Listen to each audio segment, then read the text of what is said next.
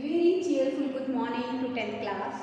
बेटे आज के इस सेशन के अंदर मैं आपको बताऊंगी making of nationalism in Europe. Europe के अंदर बेसिकली किस तरह से राष्ट्रवाद का निर्माण हुआ। जैसे आपने प्रीवियस वीडियो के अंदर समझा कि वहाँ पर फ्रांस के अंदर किस तरह से नेपोलियन ने 1804 जो कोड कंडक्ट अप्लाई किया, किस तरह से लोगों ने उसको हर तरह से निग्लेक्ट कर दिया। जो उसके जीते गए क्षेत्र थे वहाँ पर उसको पसंद नहीं किया गया क्योंकि वहाँ पर उसने टैक्स को बढ़ा दिया। ये सब आपने पढ़ा। तो आज का बेटे हमारा जो टॉपिक है the making of nationalism in Europe. Europe के अंदर राष्ट्रवाद का निर्माण कैसे हुआ। देखो बेटे, अगर आप लोग 18th सेंचुरी के मैप को देखोगे तो आज आप क्या देखते हैं, जर्मनी, इटली, स्विट्जरलैंड को देखते हैं। बेटे उस समय बेटे कोई नेशन स्टेट नहीं था, कोई राष्ट्र राज्य का निर्माण 18th सेंचुरी के अंदर नहीं हुआ था।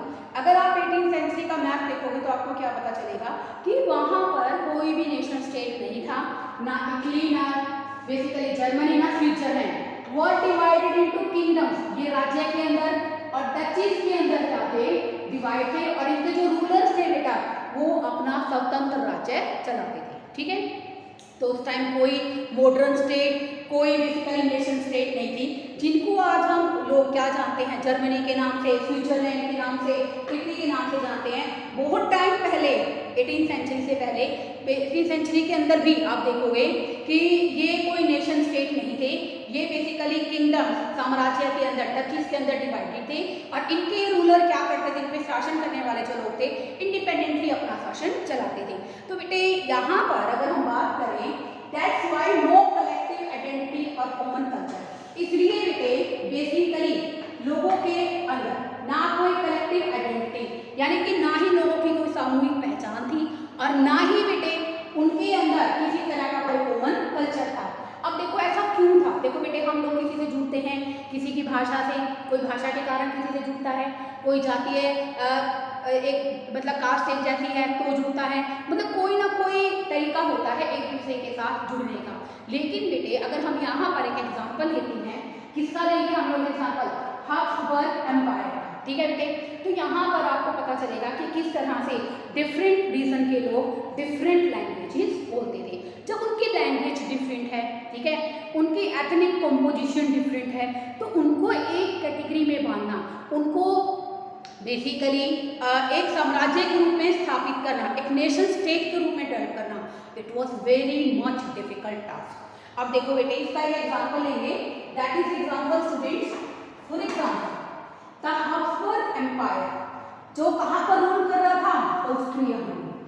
ठीक है, इसके अंदर बेटे जो लोग थे इसकी टेरिटरी के अंदर जिन पर रूल कर रहा था बेटे, डिफरेंट रीजन के, डिफरेंट क्षेत्र के और डिफरेंट टाइप के लोग थे। नो डाउट कि वो डिफरेंट रीजन के रहने वाले हैं तो उनकी लैंग्वेज भी अलग होगी, डिफरेंट कास्ट के लोग हैं तो उनकी कास्ट भी अलग होगी। ठीक है, अब यहाँ पर बेटे जैसे दो तरह के लोग थे, जैसे टेरर, ऑस्ट्रिया, स्विट्जरलैंड, वो थे सारे जर्मन स्पीकर्स। ओके, और जो बेटा लॉम्बार्डी में, विनेता में रहते थे वो सारे क्या थे, इटालियन स्पीकर्स। जब उनकी लैंग्वेज, उनके रीजनल डिफरेंसेस हैं तो उनके अंदर नेशन के स्पिरिट को डेवलप करना कितना ज़्यादा मुश्किल था। ठीक है, अब आप पढ़ेंगे, आपके बुक के अंदर बहुत सारे टॉपिक दे रखे हैं कि वहाँ पर ये लैंग्वेज बोलते थे, वहाँ ये लैंग्वेज बोलते थे। जैसे मैं बताती हूँ आपको इसके अंदर कि जैसे हंगरी में ज़्यादा से ज़्यादा लोग मैक्यार लैंग्वेज बोलते थे। जो मैक्यार लैंग्वेज थी वो हंगरी में रहने वाले लोग बोलते थे। जो गिलिसिया में रहने वाले लोग थे वो बेसिकली क्या कर रहे थे, गिलिसिया में जितने भी एरिस्टोक्रेटिक लोग थे वो पोलिश भाषा बोलते थे। इसका मतलब क्या है बेटे कि वहाँ पर लोगों के अंदर लैंग्वेज डिफरेंस कितने ज़्यादा हैं। अगर आप लोगों को नेशन यूनिटी में, राष्ट्रीय एकता के सूत्र में बांधना चाहते हैं तो कम से कम वहाँ की लैंग्वेज क्या होनी चाहिए, कॉमन होनी चाहिए। ठीक है, तो अब देखो बेटे, तो यहाँ पर बेटे जो डिफरेंस थे इसके कारण बेटे did not easily promote the sense of political unity। यानी कि इतने सारे लैंग्वेजेस डिफरेंस होने के कारण, एथनिक कंपोजिशंस में डिफरेंस होने के कारण it was very much difficult to maintain a unity among them. उनके बीच में पॉलिटिकल यूनिटी को इस्टेब्लिश करना, मेंटेन करना हमारे लिए काफ़ी डिफरेंट हो गया था। तो इसलिए बेटे बेसिकली यहाँ पर फिर क्या हुआ, धीरे धीरे एरिस्टोक्रेसी, एरिस्टोक्रेसी क्या होती है, जो बेसिकली अब कहते हैं एरिस्टोक्रेट, हम बोलते हैं एरिस्टोक्रेट फैमिली। एरिस्टोक्रेट का मतलब क्या, राजशाही परिवार या उससे संबंध रखने वाले लोग, ठीक है। तो धीरे धीरे क्या हुआ बेटे, यहाँ पर अब हमारा क्वेश्चन है कि हमारी इकोनॉमी के अंदर उस समय राष्ट्रवाद, नेशनलिज्म का विचार कैसे आया। तो इसको लेकर बेटे यहाँ पर एक पॉइंट बनता है, the aristocracy and the middle class, यानी कि एरिस्टोक्रेसी क्या है, राजशाही परिवार, जो कुलीन परिवार है, बेसिकली उच्च श्रेणी के लोग हैं, और मिडिल क्लास, दो क्लासेस हमारे सामने बेटा उभर कर आई, ठीक है भाई। यूरोप के अंदर बेटे जो डोमिनेंट सेक्टर था वो कौन सा था, एरिस्टोक्रेसी, ठीक है ना, यानी कि उच्च श्रेणी के लोग जिनकी इनकम बहुत ज़्यादा थी, उनके पास अपने बेटा बेसिकली रिच लैंडेड डेमोक्रेसी, यानी कि अगर हम बात करें बेटा उनके पास बेसिकली क्या था, जमीनें बहुत ज़्यादा थी, ठीक है। अब बेटा थे तो अलग अलग क्षेत्र में, फिर भी बेटा वो एक दूसरे के साथ क्या थे, कनेक्टेड थे। वाई दे आर कनेक्टेड, क्योंकि देखो बेटे राजशाही परिवार है, चाहे वो कहीं भी रहे, तो वो बेटा आपस में मैरिजेस के थ्रू एक दूसरे से मिलते थे, ठीक है ना। वैसे भी यही होता है ना बेटे कि राजशाही परिवार की कोई लड़की है, उसकी शादी कहाँ होगी, राजा के परिवार में ही होगी। तो कहने का मतलब क्या है बेटे, थ्रू मैरिजेस वो एक दूसरे से कनेक्ट थे, और ऑब्वियसली बेटे उनकी जो लैंग्वेज थी वो भी क्या थी, सेम थी। तो देखो बेटा rich landed democracy, united as a class, एक वर्ग के रूप में बने हुए थे, डिस्पाइट द रीजनल डिफरेंसेस, उनके बीच में इतनी ज्यादा क्षेत्रीय समानता थी। जैसे कि आपने 9th चैप्टर के टॉपिक में पढ़ा है ना कि राजा का बेसिकली क्या था, एक आपने शायद 9th के अंदर एक व्यू पॉइंट किया था, 9th के अंदर आपने एक टॉपिक किया था जिसमें क्या था बच्चों,